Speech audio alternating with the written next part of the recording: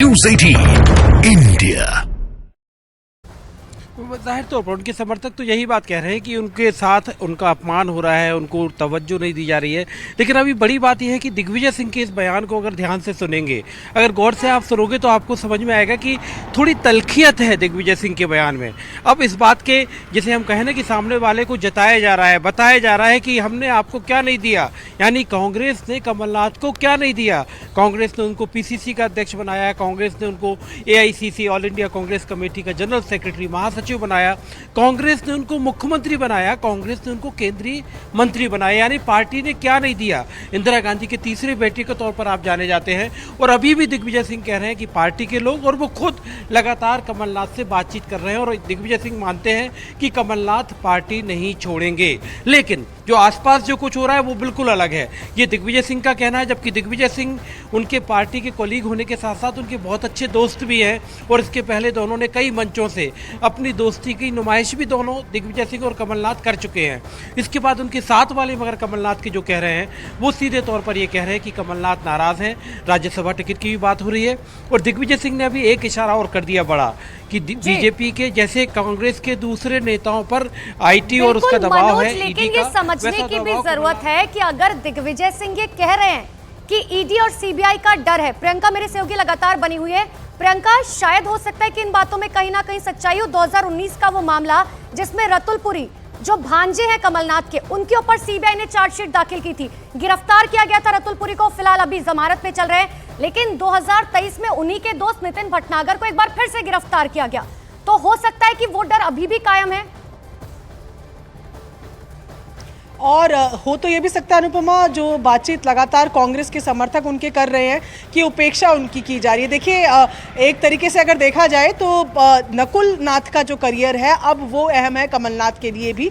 अब सांसद हैं वो छिंदवाड़ा से और उनके आगे की जिंदगी कैसे रहती है, एक पिता के तौर पर जाहिर तौर पर कमलनाथ की चिंता इसको लेकर भी होगी। जिस तरीके से उनके समर्थक जो उनके घर के बाहर पहुंच रहे हैं, उनका कहना है कि वो भी अपने नेता की तरह ही सोचते हैं कि मध्य प्रदेश के स्टॉलवर्ट को की उपेक्षा कांग्रेस करती जा रही है और उनको बातचीत होने के बाद भी राज्यसभा का टिकट नहीं दिया गया। ये एक बड़ी फांस जो है वो खुद कमलनाथ के गले में भी अटकी हुई है, उनके तमाम समर्थकों के गले में भी अटकी हुई है और यही कारण है कि ये अटकलें बहुत तेज हो रही है। जहां पर बीजेपी सूत्रों से ये खबर आ रही है कि नकुलनाथ का बीजेपी ज्वाइन करना लगभग तय है, लेकिन कमलनाथ के नाम पर एक निर्णायक सहमति नहीं बन पा रही है। और जिस तरीके से अभी कमलनाथ की रतुलपुरी वाले मामले की रही तो 2019 में भी ये कदम उठाया जा सकता था कि अगर रतुलपुरी ही मामला होता। कमलनाथ एक बहुत मंझे हुए व्यापारी भी हैं, फायदा नुकसान देखने के बाद ही अगला कदम उठाते हैं। इन सबके बीच में आपको बता दें, सूत्र ये खबर दे रहे हैं कि कांग्रेस का शीर्ष नेतृत्व कमलनाथ के बीजेपी में शामिल होने की अटकलों पर बहुत ज्यादा मान मनोवल के मूड में दिखाई नहीं दे रहा है। पार्टी का शीर्ष नेतृत्व कमलनाथ से खुश भी नजर नहीं आ रहा है। कांग्रेस के सूत्र हमारे बता रहे हैं कि पार्टी की तरफ से कमलनाथ को मध्य प्रदेश में बतौर अध्यक्ष खुली स्वतंत्रता दी गई और कांग्रेस ने उन्हें मुख्यमंत्री भी बनाया। बावजूद इसके बीजेपी में जाने की खबरों पर अब तक कमलनाथ की तरफ से इनकार न किया जाना कांग्रेस को और नाराज कर रहा है, कांग्रेस के आलाकमान को नाराज कर रहा है। कांग्रेस के केंद्रीय नेतृत्व की तरफ से मौजूदा वक्त में कमलनाथ या उनके बेटे नकुलनाथ को मनाने की कोई गंभीर कोशिशें नहीं की जा रही हैं, क्योंकि कांग्रेस के अंदर कमलनाथ के मौजूदा रुख को दबाव बनाने की रणनीति के तौर पर देखा जा रहा है। यानी साफ हो गया कि शीर्ष नेतृत्व कोई मान मनोवल नहीं करेगा, अब जो फैसला लेना है कमलनाथ को लेना है। तो कांग्रेस साफ तौर पर ये अब सोचती हुई नजर आ रही है कि मान मनोबल नहीं किया जाएगा। लेकिन इन सब के बीच में कमलनाथ ने एक बार फिर से साफ कर दिया है कि उनकी किसी भी पार्टी के साथ कोई बातचीत नहीं चल रही है। हालांकि उन्होंने ये भी कहा कि अगर ऐसी कोई बात होगी तो वो जरूर बताएंगे। अगर ऐसी कोई बात हुई सबसे पहले मैं आपको सूचित करूंगा। अभी तो मैं एक 13वीं में जा रहा हूँ। है सर, आगे कल परसों किसी तरह की स्थिति कौन सी बात सर? भाजपा में शामिल होने की नकुलनाथ जी की बात हो रही है। मेरी तो कहीं बात नहीं हुई। तो देखिए, लगातार हमारे सहयोगी हमारे साथ बने हुए हैं, मनोज बने हुए हैं, प्रियंका बनी हुई है। प्रियंका, अगर राजनीतिक समीकरण देखा जाए अगर कमलनाथ को देखिए क्या फायदा होगा, हर कोई इसी बारे में सोच रहा है, क्योंकि वो साफ तौर पर कह चुके हैं कि उनके बेटे नकुलनाथ जो है वही अब छिंदवाड़ा से चुनाव लड़ेंगे। अगर भारतीय जनता पार्टी में शामिल होते हैं तो जाहिर सी बात है कि शायद ऐसा हो सकता है कि एक सीट का ऑफर, यानी कि छिंदवाड़ा सीट का ऑफर भारतीय जनता पार्टी जो है वो नकुलनाथ को दे दे, क्योंकि बीजेपी के लिए सबसे बड़ी चुनौती छिंदवाड़ा की है जो वो आज तक नहीं भेद पाई।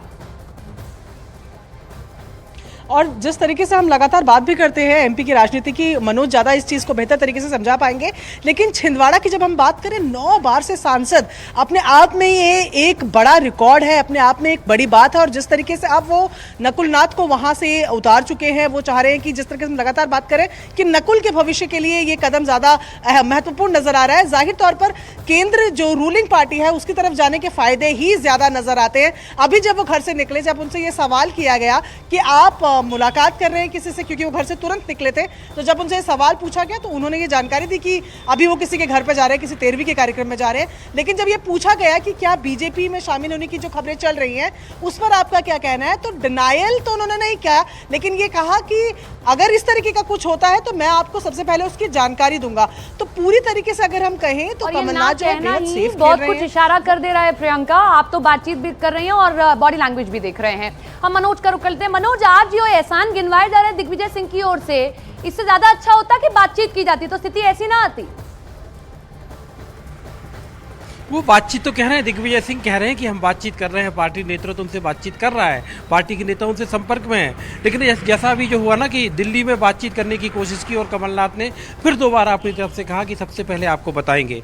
इतना तो तय है कि ये जो कुछ भी चल रहा है, जो कुछ भी चल रहा है कि कमलनाथ पार्टी छोड़ सकते हैं, बीजेपी में जा सकते हैं, ये सब चलता हुआ कमलनाथ को अच्छा लग रहा है। अगर उनको अच्छा नहीं लग रहा होता तो जाहिर तौर पर कमलनाथ ये कह चुके होते कि ये सब बकवास है, ऐसा कोई भी पहल नहीं है, ऐसा कोई भी नहीं है। और कमलनाथ को बीते 5 साल में यहाँ पर मध्य प्रदेश में बतौर पीसीसी अध्यक्ष और 15 महीने मुख्यमंत्री रहते हुए सारे लोग जानते हैं कि कमलनाथ अपनी स्ट्रेट फॉरवर्ड अप्रोच जो होती है कि कमलनाथ को जो कहना है तो कहना है और नहीं कहना तो नहीं कहना है, तो वो सीधे तौर पर भी ये बात कह सकते थे कि मेरा किसी भी दूसरी पार्टी में जाने का कोई इरादा नहीं है। और फिर उनके समर्थक, मतलब इस स्क्रिप्ट में जैसी हम सुबह से बात कर रहे हैं कि पटकथा में उनके तमाम समर्थक भी हैं। सज्जन सिंह वर्मा भी दिल्ली पहुंचे हुए हैं, दीपक सक्सेना जो कि उनके सबसे खास सिपह सलाह रहे हैं, वो वहां पर बैठकर बाकायदा बोल रहे हैं कि कमलनाथ की उपेक्षा हो रही है, उन्हें अपमानित किया जा रहा है, उनको राज्यसभा में सोनिया गांधी से बातचीत के बाद भी उनको राज्यसभा में नहीं भेजा गया। तो ये तमाम बातें कमलनाथ चाहते हैं कि